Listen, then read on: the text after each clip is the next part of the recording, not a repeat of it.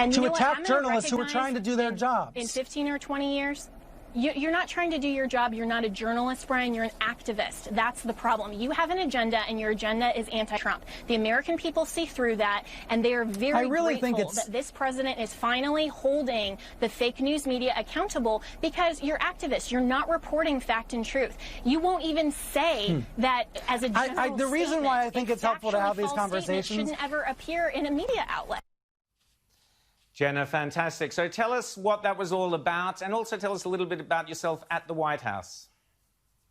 Yeah, thank you so much. Well, I have the great privilege of working as a senior legal advisor for the re-election campaign, and then also as private counsel to President Donald Trump. So that means that I get to see him in person often, interact with him. And, I just have to tell you what he's talking about right now, and his demeanor, his excitement, his enthusiasm in front of a crowd of thousands of his closest friends. That's exactly how he is one-on-one. And, that's what the fake news media doesn't want to show. That's what they don't want to report, is that Americans, by and large, understand our values and our freedoms and our liberty, and they love America. They love our opportunity and the fact that we are built as a society on that great promise in the Declaration of Independence that was unanimously signed by our founders, that says that our rights come from God, our creator, not our government. And so the full and purpose of government is to preserve and protect those rights for all. That's genuine equality.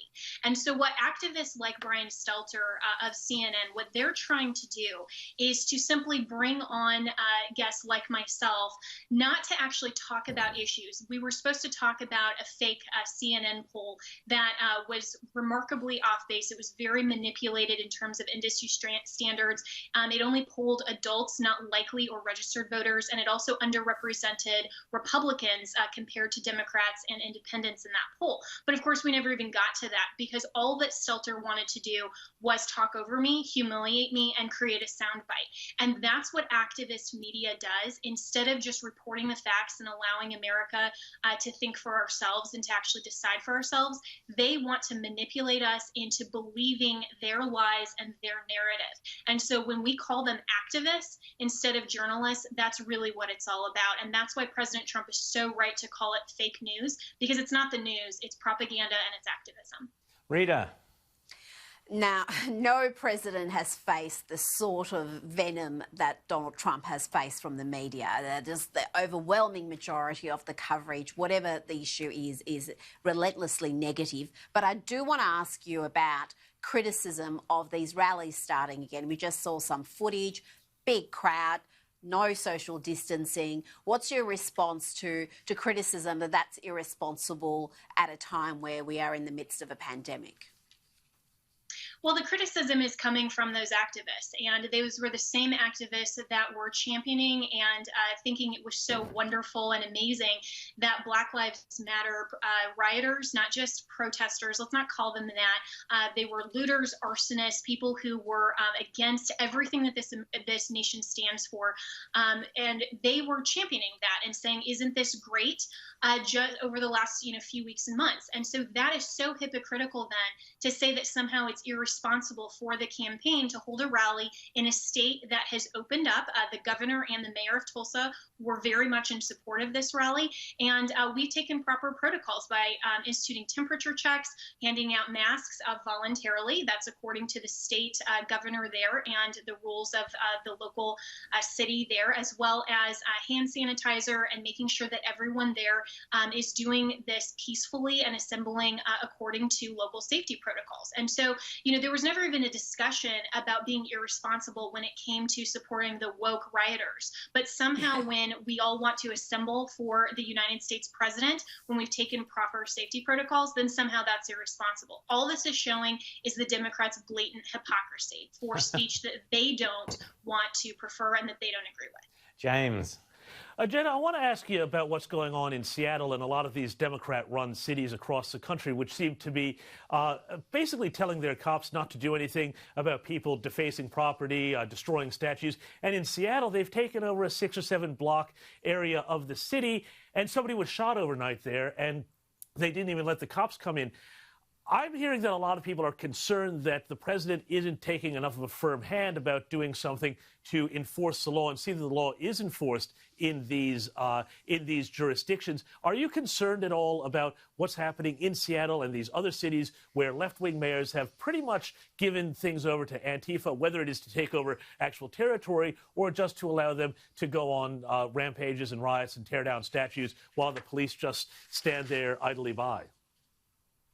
I'm very concerned, and I can tell you the president is also very, very concerned. And he has said through his Twitter feed at the roundtable discussions that if this isn't under control, that he will step in. And, you know, generally speaking, mayors and governors typically work with presidents because they understand that their obligation is to protect and support their communities. This shouldn't be a political partisan issue, but it has become that for the Democrats. And so what they're doing is that they're rebuffing the president's offer for help and support, and they're pretending that these are, block parties. Mayor Jenny there in Seattle is pretending that this is just okay, that they've declared you're leaving the United States of America to enter what they initially called the CHAZ, the autonomous zone that's now been renamed to the CHOP. This is something that's completely breaking down Western civilization. It's breaking down the rule of law and the enforcement of law. And that's what you're seeing with these radical leftist Democrats, is that they don't want law and order. All they want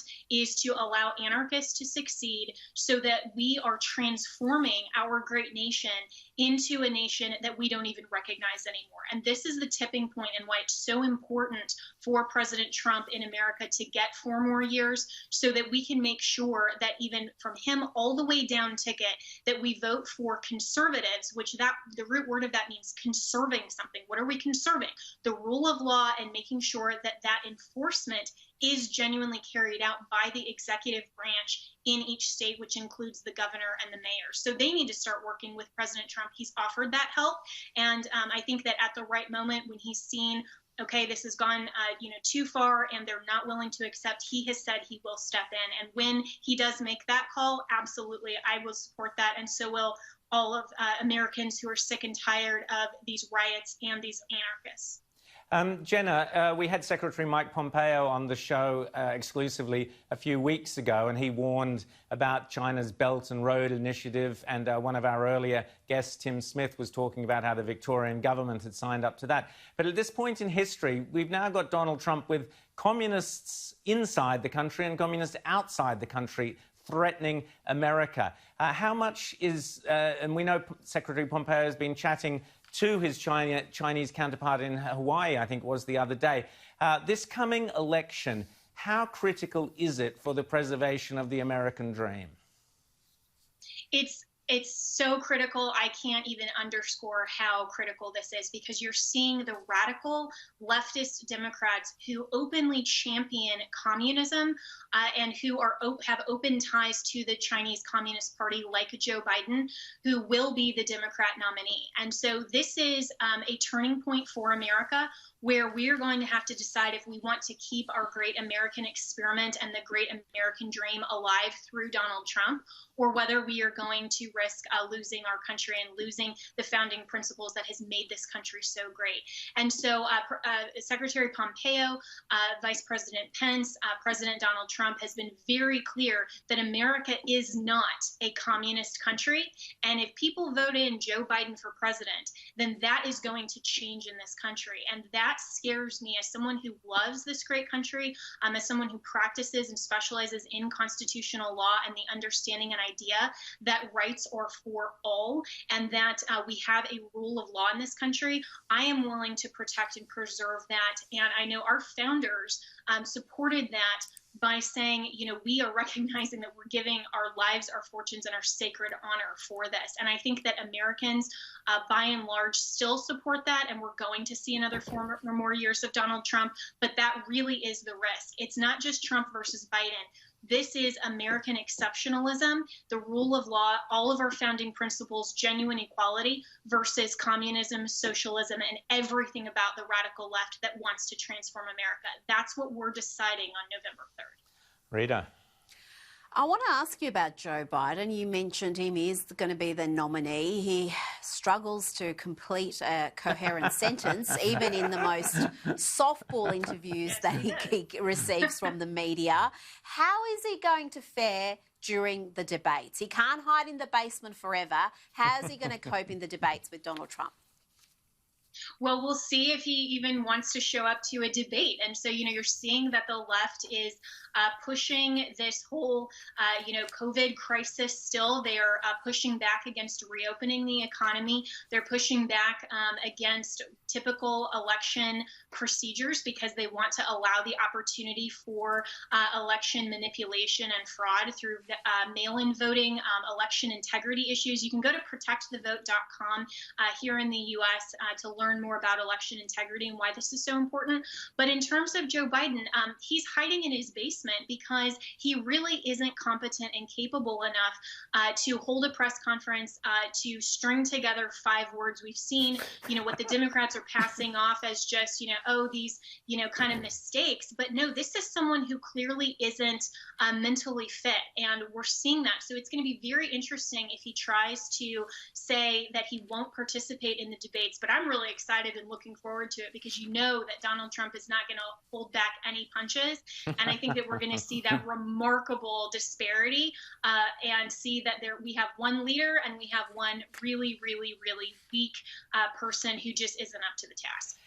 Jenna, Ellis, thanks so much for coming on Outside. It's great to have you here. I hope we can chat to you again as we get closer to the election. Thank you so much for coming on Outsiders today. Thanks so much for having me. See you soon.